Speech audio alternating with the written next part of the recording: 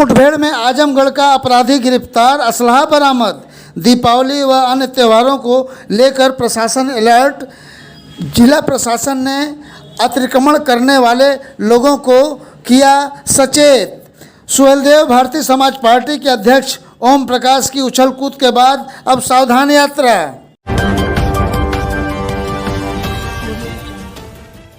आप देख रहे हैं न्यूज़ टुडे 24 मैं अखिलेश। गाजीपुर पुलिस ने सादियाबाद थाना क्षेत्र में 20-10-22 की रात 1 बजे सादियाबाद पुलिस व स्वाट टीम ने चेकिंग के दौरान फैशन प्रो बाइक सवार बदमाश को मुखबिर की सूचना पर मुजई चौराहे सियागे रेलवे के अंडर पास के करीब घेराबंदी कर दबोचने का प्रयास किया। पुलिस को देख अपनी बाइक गिरा अपराधी भागने लगा। पुलिस टीम पर फायर भी किया। पुलिस की जवाबी फायरिंग में मुठभेड़ के दौरान मेहनगर आजमगढ़ ग्राम असौसा का बदमाश महेश चंद्र यादव को गोली पैर में लगी और वो गिरफ्तार किया गया। पुलिस मुठभेड़ में उसके पास से एक पिट्ठू बैग, 5 अदद देसी तमंचा, 3 खोखा, 1 जिंदा कारतूस, 315 बोर, 1 अदद रिवाल्वर, अदद मोटरसाइकिल पुलिस ने बरामद किया है। एसपी गाजीपुर मौके पर पहुंचे, उन्होंने क्या कहा सुने।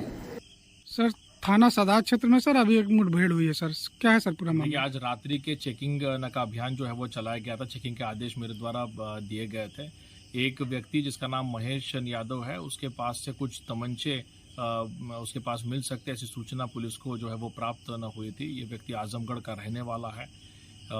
पुलिस ने इस व्यक्ति को एक जगह पे सादात थाना क्षेत्र में इंटरसेप्ट करने की कोशिश की थी। इसके दौरान उसने अपनी बाइक पैशन प्रो इसको नहीं रोका और पुलिस के ऊपर फायरिंग उसने शुरू न कर दी। जवाबी कार्रवाई में मुठभेड़ में उसके टांग पे जो है वो गोली लगी है।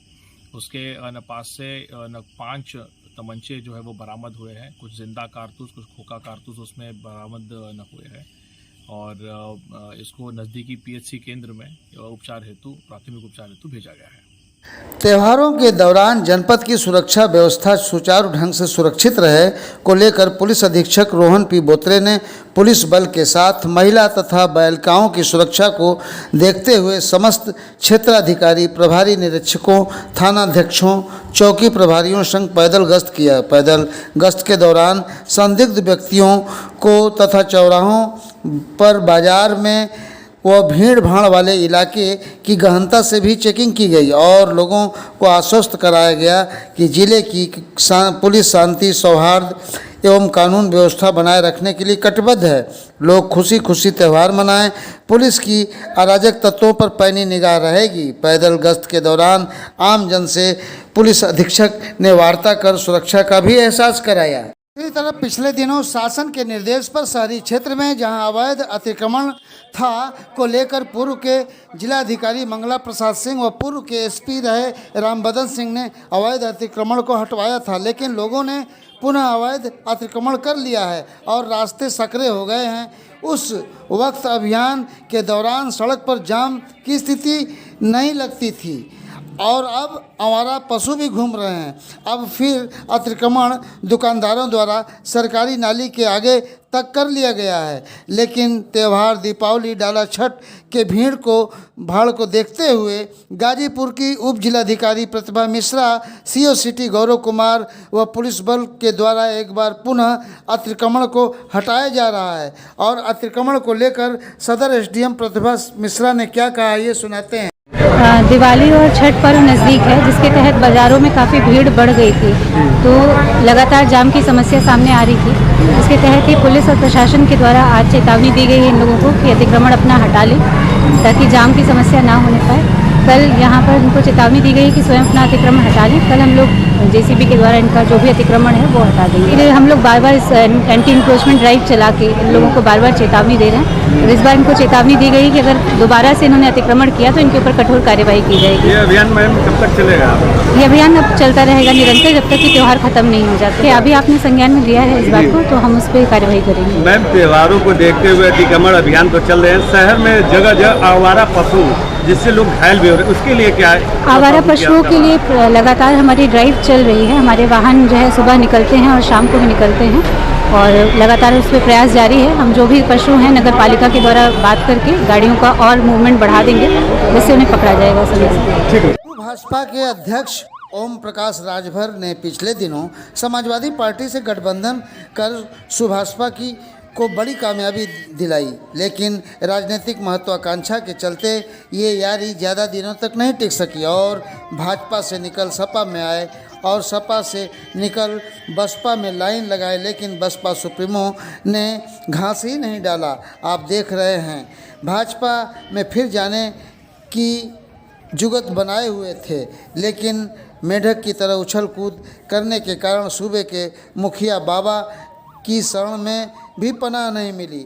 अब बिरादरी तथा सुभाषपा का कद कायम रहे को लेकर सावधान यात्रा की शुरुआत सादात के कटिया ग्राम से सभा को संबोधित कर रहे हैं। इस दौरान उन्होंने मीडिया से बातचीत में कभी सपा को सीख देते हैं तो कभी भाजपा का एक साइकिल चोर की कहानी सुनाते हैं, तो कभी कहावत कहते हैं कि चोर भाग रहा है एक मुक्का ही सही, किसानों को 2000 तो मिल रहा है, भूमाफियाओं के खिलाफ सरकार की कार्रवाई की सराहना करते हैं, तो गरीब का घर न गिराया जाए की भी बात करते हैं। कुल मिला कर देखा जाए तो राजनीतिक महत्वाकांक्षा एवं भाषा की राजनीति जनता भी समझ रही है। फिलहाल आप देखें उन्होंने क्या बोला इस अपने सावधान यात्रा के दौरान और उनका अंदाज।